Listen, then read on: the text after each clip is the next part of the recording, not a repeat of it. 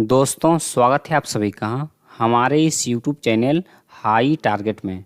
दोस्तों आज हम देखेंगे साइंस का पहला वीडियो और इसमें हम लोग देखेंगे प्रकाश के परिवर्तन तथा अपवर्तन का मुख्य ऑब्जेक्टिव क्वेश्चन जो आपके आने वाले मैट्रिक बोर्ड परीक्षा के लिए बहुत ही इम्पोर्टेंट है। तो चलिए हम लोग पहला क्वेश्चन से वीडियो को स्टार्ट करते हैं। जल्दी से वीडियो को लाइक कर दीजिए और अगर आप लोग इस चैनल पर नए हैं तो चैनल को भी सब्सक्राइब कर लीजिए। तो चलिए हम लोग देखते हैं पहला प्रश्न को। देखिए पहला प्रश्न कहता है प्रकाश की किरण गमन करती है। तो दोस्तों प्रकाश की जो किरण है वो हमेशा सीधी रेखा में गमन करती है। तो हमारा उत्तर क्या हो जाएगा? ऑप्शन ए हो जाएगा, सीधी रेखा में। चलिए उसके बाद देखते हैं दूसरा प्रश्न को। देखिए दूसरा प्रश्न कहता है प्रकाश का वेग न्यूनतम होता है, यानी कि किस माध्यम में प्रकाश का वेग न्यूनतम होता है। तो देखिए इसको हम लोग कैसे पहचानेंगे कि किस में प्रकाश का वेग न्यूनतम है। तो देखिए उसके लिए हम लोग सबसे पहले यह जानेंगे कि कौन सा माध्यम सबसे ज़्यादा सघन है। तो देखिए सबसे पहले हम लोग ऑप्शन देखेंगे। तो देखिए आपको ऑप्शन दिया हुआ है ए निर्वात में, बी है जल में, सी है वायु में और डी है कांच में। तो देखिए जो कांच है वो सबसे ज़्यादा सघन माध्यम है। तो इसमें प्रकाश का वेग क्या होगा? सबसे कम होगा, यानी कि न्यूनतम होगा। तो हमारा उत्तर क्या होगा? ऑप्शन डी होगा। अब देखिए सबसे ज़्यादा प्रकाश का वेग किस में होगा? तो जो माध्यम जितना ज़्यादा विरल होगा उसमें प्रकाश का वेग उतना ही अधिकतम होगा। तो सबसे ज़्यादा विरल कौन है? निर्वात है। तो सबसे ज़्यादा इसमें प्रकाश का चाल होगा निर्वात में, और कांच में यहाँ पर देखिए ऑप्शन के अनुसार सबसे कम होगा। चलिए उसके बाद देखते हैं तीसरा प्रश्न को। देखिए तीसरा प्रश्न कहता है मोटर गाड़ी के चालक के सामने लगा रहता है। दोस्तों मोटर गाड़ी के चालक के सामने यानी कि ड्राइवर के सामने जो पीछे का दृश्य देखने के लिए दर्पण लगा हुआ रहता है वह कौन सा दर्पण रहता है? तो दोस्तों हमारा उत्तर हो जाएगा उत्तल दर्पण। यानी कि मोटर कार में चालक के सामने कौन सा दर्पण रहता है? तो उत्तल दर्पण रहता है। चलिए उसके बाद देखते हैं चौथा प्रश्न को। देखिए चौथा प्रश्न कहता है मोटर कार के हेडलाइट में किसका प्रयोग होता है? दोस्तों मोटर कार के हेडलाइट में किसका प्रयोग होता है? तो हमारा उत्तर हो जाएगा अवतल दर्पण, यानी कि ऑप्शन सी हमारा बिल्कुल सही आंसर है, अवतल दर्पण। उसके बाद देखिए अगला प्रश्न, ये भी मोस्ट इंपोर्टेंट प्रश्न है। देखिए पांचवा प्रश्न कहता है समतल दर्पण द्वारा बना प्रतिबिंब होता है, यानी कि समतल दर्पण में जो प्रतिबिंब बनता है उसकी प्रकृति कैसी होती है? वास्तविक या फिर काल्पनिक या फिर दोनों? तो देखिए इसका जो सही उत्तर होगा वो क्या होगा? काल्पनिक। यानी कि समतल दर्पण में हमेशा कैसा प्रतिबिंब बनता है? तो काल्पनिक प्रतिबिंब बनता है, और काल्पनिक रहता है और क्या रहता है? सीधा रहता है। तो यहाँ पर हमारा उत्तर क्या हो जाएगा? ऑप्शन बी हो जाएगा, काल्पनिक। चलिए उसके बाद देखते हैं छठा प्रश्न को। देखिए कहता है लेंस की क्षमता का एसआई मात्रक होता है। दोस्तों लेंस की क्षमता का एसआई मात्रक क्या होता है?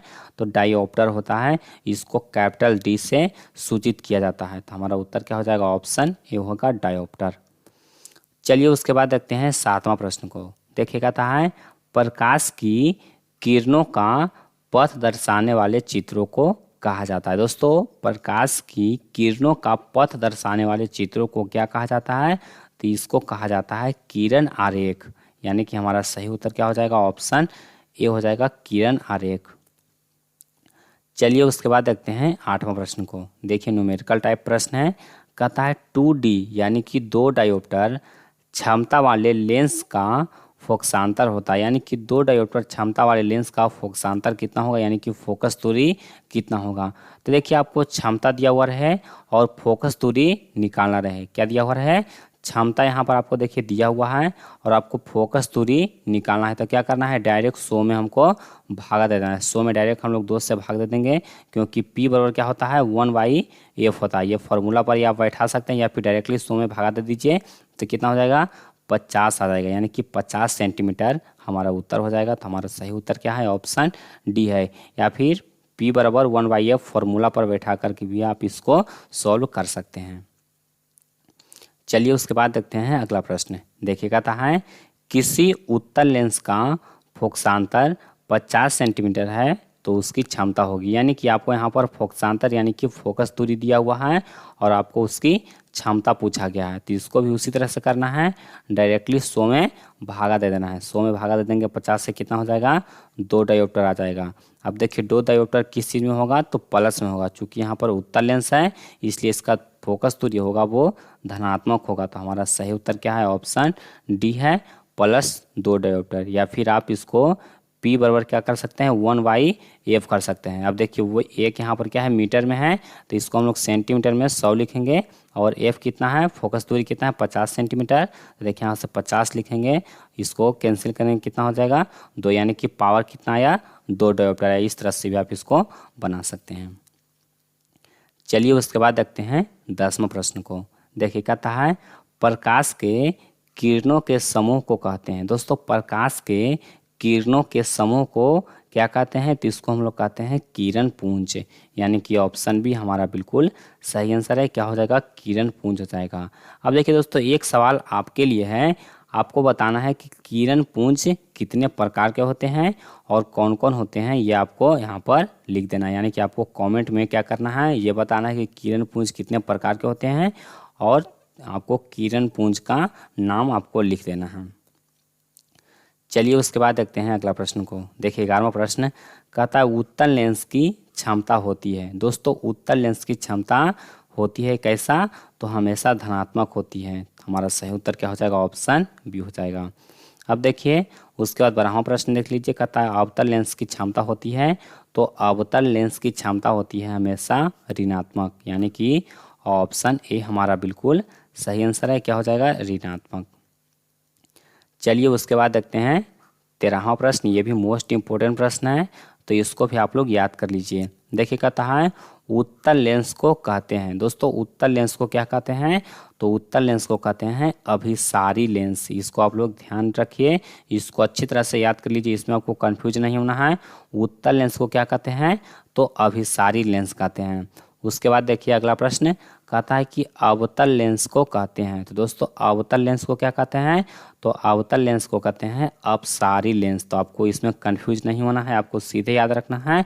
अवतल कहेगा तो क्या होगा, अपसारी, और उत्तल कहेगा तो क्या होगा, अभिसारी। अब देखिए इसको कैसे याद करना है, तो देखिए यहाँ पर अ है, सबसे पहले अवतल देखिएगा, तो अवतल से हो जाएगा क्या चीज, अपसारी। पहले अपसारी याद रखिएगा, देखिए अ से अवतल, अ से अपसारी। उस तरह से उत्तल को याद रखिएगा, अभिसारी। उसके बाद देखिए अगला प्रश्न, देखिए 15वां क्वेश्चन कहता है कि निम्न में से कौन सा पदार्थ लेंस बनाने के लिए प्रयुक्त नहीं किया जा सकता है। दोस्तों कौन सा पदार्थ है उसको लेंस बनाने के लिए प्रयुक्त नहीं कर सकते हैं। तो देखिए आपको ऑप्शन दिया हुआ, ए में जल, बी है कांच, सी है प्लास्टिक और डी है मिट्टी। तो दोस्तों हमारा उत्तर हो जाएगा ऑप्शन डी, मिट्टी। दोस्तों मिट्टी को हम लोग क्या करेंगे, लेंस बनाने में हम लोग प्रयुक्त नहीं करेंगे।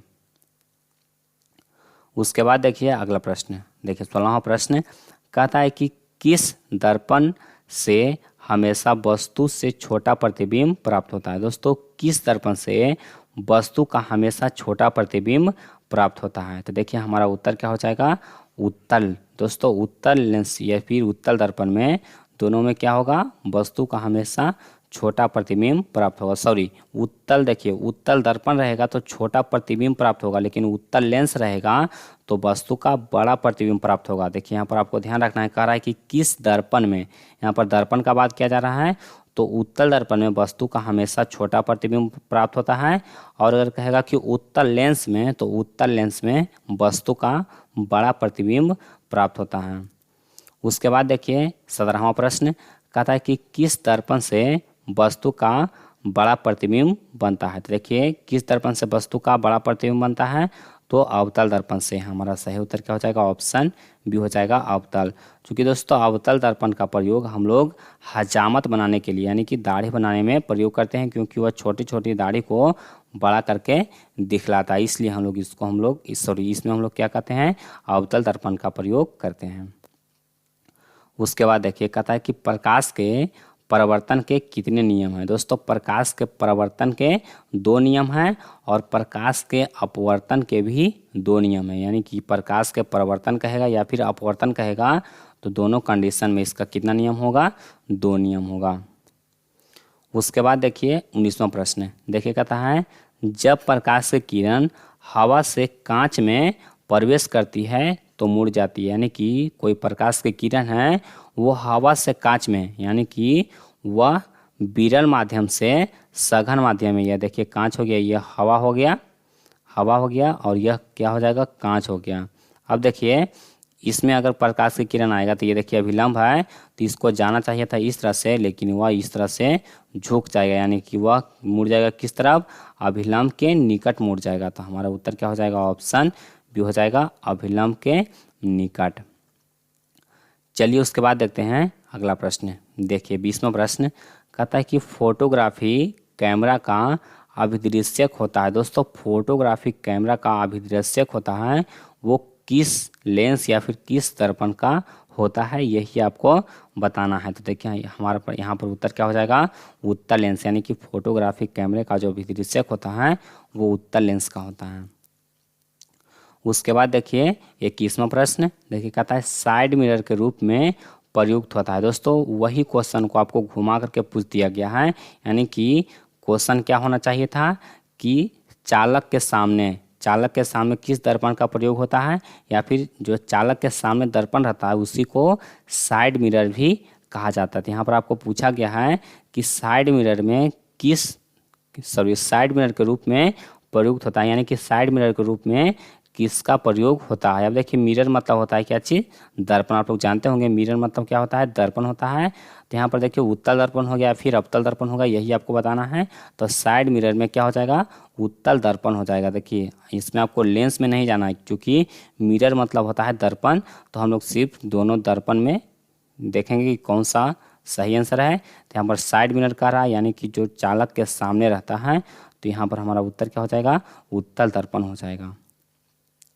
चलिए उसके बाद देखते हैं अगला प्रश्न। देखिए कहता है कि एक अवतल दर्पण की फोकस दूरी 10 सेंटीमीटर है तो उसकी वक्रता त्रिज्या होगी। अब देखिए यहाँ पर आपको फोकस दूरी दिया गया है, यानी कि एफ दिया गया है, और आपको वक्रता त्रिज्या पूछा गया है। तो दोस्तों आर बराबर क्या होगा, आर बराबर होता है 2f, यानी कि वक्रता त्रिज्या को हम लोग कैपिटल आर से लिखते हैं। तो यहाँ पर आर बराबर क्या होता है, 2f होता है, यानी कि फोकस दूरी का दोगुना होता है। तो यहाँ पर 10 दूना 20 सेंटीमीटर हो जाएगा। तो हमारा उत्तर क्या है, ऑप्शन बी है 20 सेंटीमीटर। चलिए उसके बाद देखते हैं अगला प्रश्न को। देखिए कहता है निर्गत किरण एवं अभिलंब के बीच के कोण को कहते हैं। दोस्तों निर्गत किरण एवं अभिलंब के बीच के कोण को कहते हैं। तो दोस्तों इसको हम लोग क्या कहेंगे, तो इसको हम लोग कहेंगे परावर्तन कोण। अब देखिए यहाँ पर हमारा क्या उत्तर हो जाएगा, ऑप्शन बी हो जाएगा। देखिए चूंकि आपको पूछा गया है निर्गत किरण और अभिलंब, तो निर्गत किरण और अभिलंब के बीच में क्या हो जाएगा, परावर्तन कोण हो जाएगा। उसके बाद देखिए अगला प्रश्न। देखिए कहता है सरल सूक्ष्मदर्शी में किसका उपयोग होता है। दोस्तों सरल सूक्ष्मदर्शी में किसका उपयोग होता है, तो उत्तल लेंस का उपयोग होता है। तो हमारा उत्तर क्या हो जाएगा, ऑप्शन डी हो जाएगा। चलिए उसके बाद देखते हैं 25वां क्वेश्चन। देखिए कहता है कि किस लेंस के द्वारा सिर्फ काल्पनिक प्रतिबिंब बनता है। दोस्तों कहता है कि किस लेंस के द्वारा सिर्फ काल्पनिक प्रतिबिंब बनता है। तो दोस्तों यहाँ पर हमारा सही उत्तर हो जाएगा अवतल लेंस, यानी कि ऑप्शन बी हमारा बिल्कुल सही आंसर है। चलिए उसके बाद देखते हैं। देखिए कहता है परावर्तन के नियम से निर्धारित होता है। दोस्तों परावर्तन के नियम से क्या निर्धारित होता है, तो आपतन कोण बराबर परावर्तन कोण, यही हमारा उत्तर हो जाएगा, ऑप्शन ए हो जाएगा, आपतन कोण बराबर परावर्तन कोण। उसके बाद देखिए कहता है कि काल्पनिक प्रतिबिंब होता है, यानी कि जो काल्पनिक प्रतिबिंब होता है वो हमेशा कैसा होता है, तो काल्पनिक प्रतिबिंब हमेशा सीधा होता है। इसको आपको ध्यान में रखना है, काल्पनिक प्रतिबिंब होता है वो हमेशा सीधा होता है, यानी कि ऑप्शन ए हमारा बिल्कुल सही आंसर होगा। चलिए उसके बाद देखते हैं अगला प्रश्न। देखिए कहता है लेंस के मुख्य फोकस की संख्या कितनी होती है। दोस्तों लेंस में मुख्य फोकस की संख्या कितनी होती है, तो देखिए लेंस में हमेशा 2 मुख्य फोकस होता है। तो हमारा उत्तर क्या हो जाएगा, ऑप्शन ये हो जाएगा 2। चलिए उसके बाद देखते हैं अगला प्रश्न। देखिए कहता है सर्च लाइट का परावर्तक सतह होता है। सर्च लाइट का, यानी कि देखिए सर्च लाइट किस तरह से होता है, इस तरह से देखिए सर्च लाइट अगर है तो इसमें जो परावर्तक सतह होता है, इसमें जो परावर्तक सतह ये वाला सतह है वो कैसा होता है, तो इसका परावर्तक सतह अवतल होता है। तो हमारा सही उत्तर क्या हो जाएगा, ऑप्शन बी हो जाएगा। चलिए उसके बाद देखते हैं 30वां क्वेश्चन और ये लास्ट प्रश्न है। देखिए कहता है दाढ़ी बनाने में किस दर्पण प्रयुक्त होता है दोस्तों, दाढ़ी बनाने में कौन सा दर्पण प्रयुक्त होता है। और दोस्तों ये क्वेश्चन का आंसर हम इसी वीडियो में दे चुके हैं। अगर आप वीडियो को ध्यान से सुने होंगे तो इसमें हम इस प्रश्न का उत्तर दे चुके हैं। तो अब आप बताइए कि कौन सा उत्तर सही होगा, समतल, उत्तल, अवतल या फिर इनमें से कोई नहीं। तो जल्दी से ये क्वेश्चन का जवाब आप लोग कमेंट बॉक्स में दे दीजिए। तो दोस्तों उम्मीद करता हूँ कि ये वीडियो आपको पसंद आया होगा, और अगर आपको वीडियो पसंद आया तो वीडियो को लाइक कीजिए, इसको अपने दोस्तों में ज़्यादा से ज़्यादा शेयर कीजिए। और दोस्तों इसका PDF आपको हमारे मोबाइल एप्लीकेशन में मिल जाएगा। तो आप लोग हाई टारगेट प्ले स्टोर में सर्च कीजिए, आपको एप्लीकेशन मिल जाएगा, उसमें आप इसका PDF डाउनलोड कर सकते हैं।